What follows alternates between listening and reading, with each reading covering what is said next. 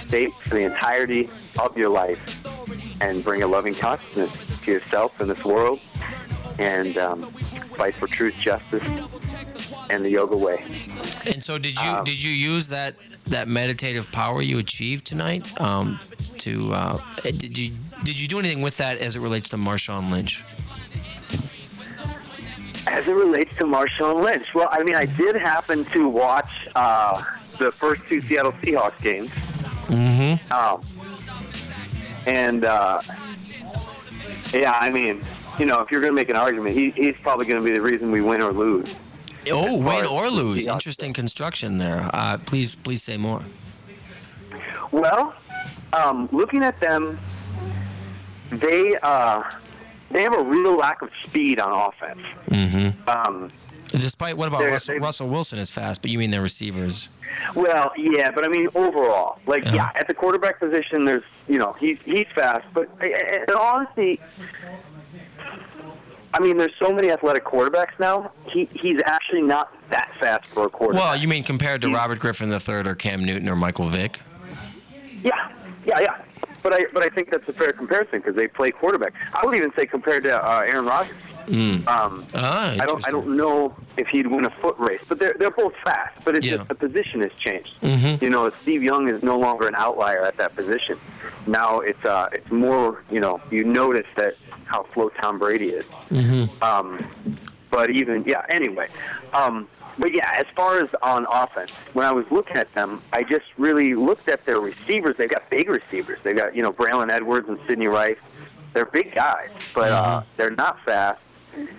The receivers that are fast, I mean, Doug Baldwin and Golden Tate, they've got a little speed, but they're not burners. Mm-hmm. And they're small, so they don't have a lot, and they like to use their tight ends again. They got a couple real big guys. I can't remember, McCoy and somebody else. Real big targets, not a lot of speed. Zach Miller and McCoy are the two. Zach Miller, that's who it is. Yeah, mm-hmm. Yeah. I mean, they're tough that way. By the way, Bob McGinn described Zach Miller as a big money disappointment. Oh yeah, he did. Yeah, he did one in Oakland. I don't know.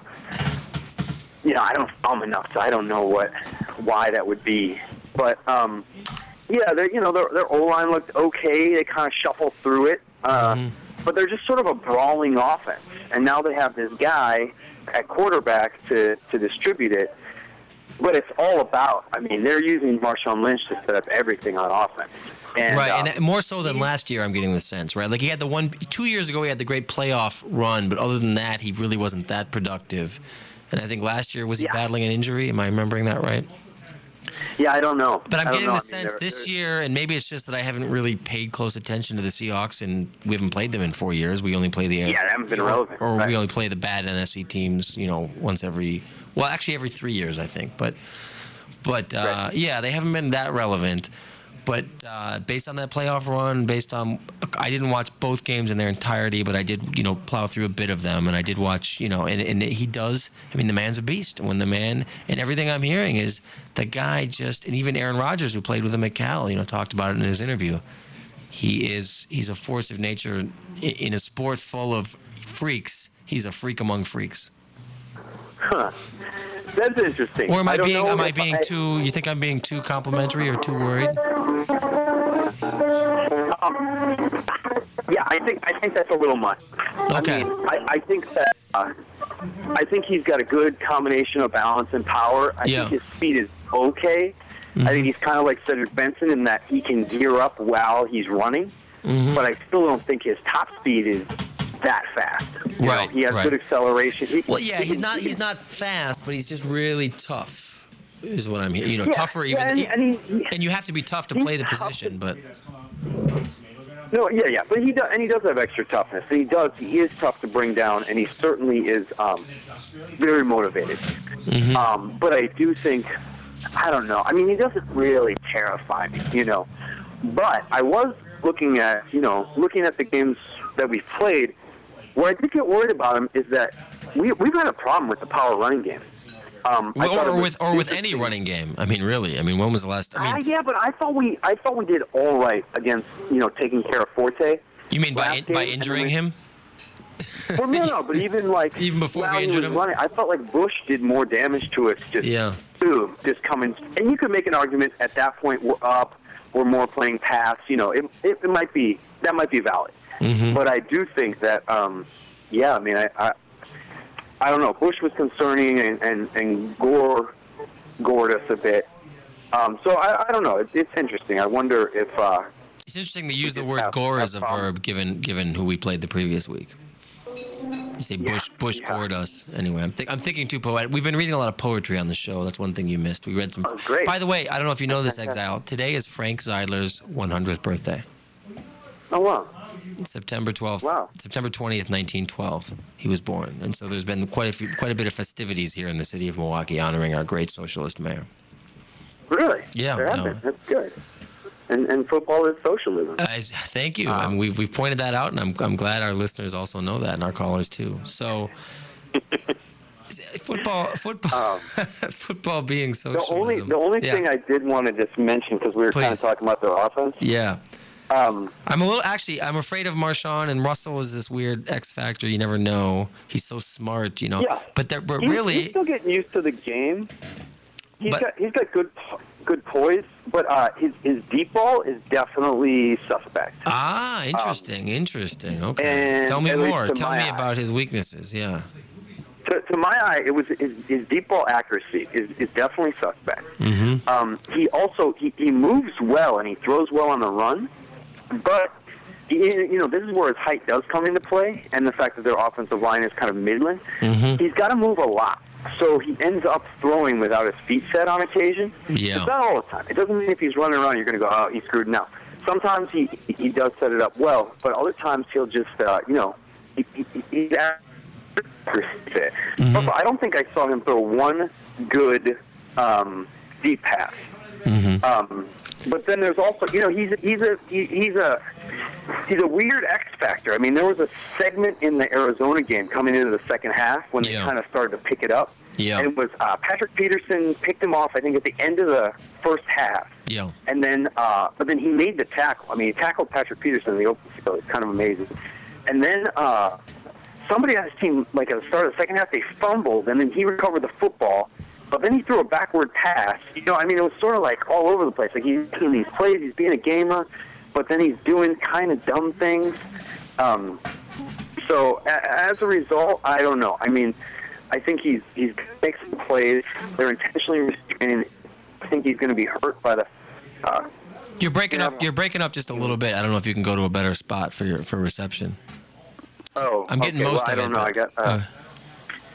I can sort of stand a little bit more over this way. Yeah, you sound good now. You sound crystal. Yeah. Okay, I'll stay still. I'll stop pacing. If you stop pacing, you may stop thinking. But go ahead. Exactly. At any rate, I felt like that was his biggest weakness that I saw.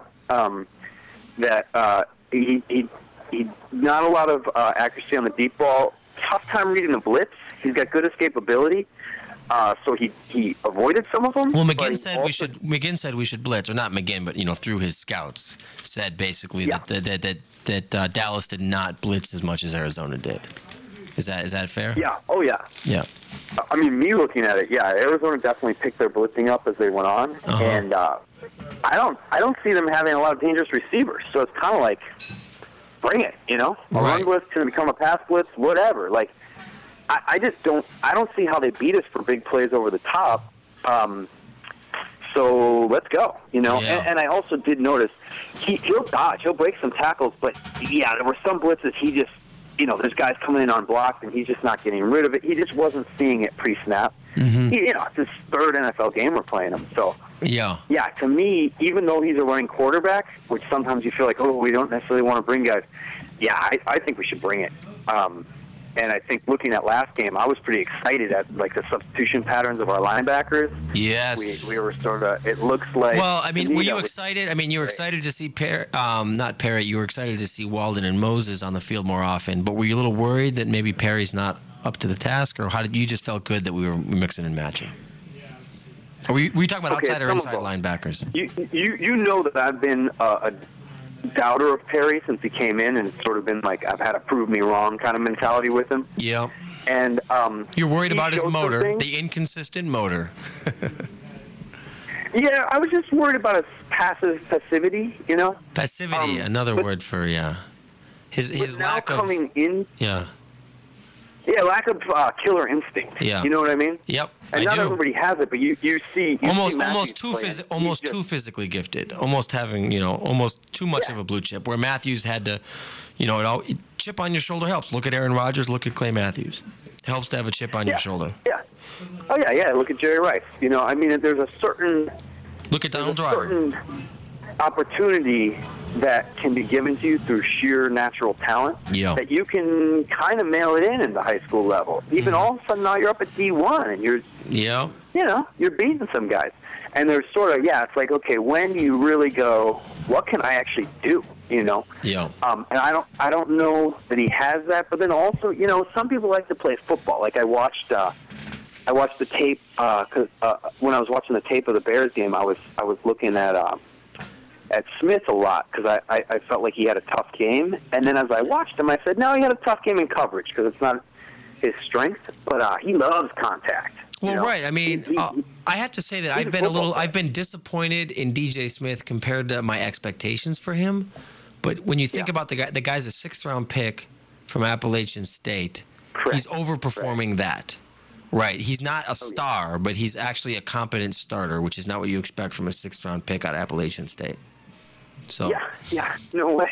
And he's better in coverage than A.J. Hawk. Now, what I'm waiting for is when we get Mari Lattimore or Terrell Manning to play on passing downs. That's kind of, and I feel like that moment is going to come. Probably it's going to be a few weeks, but that moment is coming. I feel it. Do you feel it? Yeah. Particularly in the dime.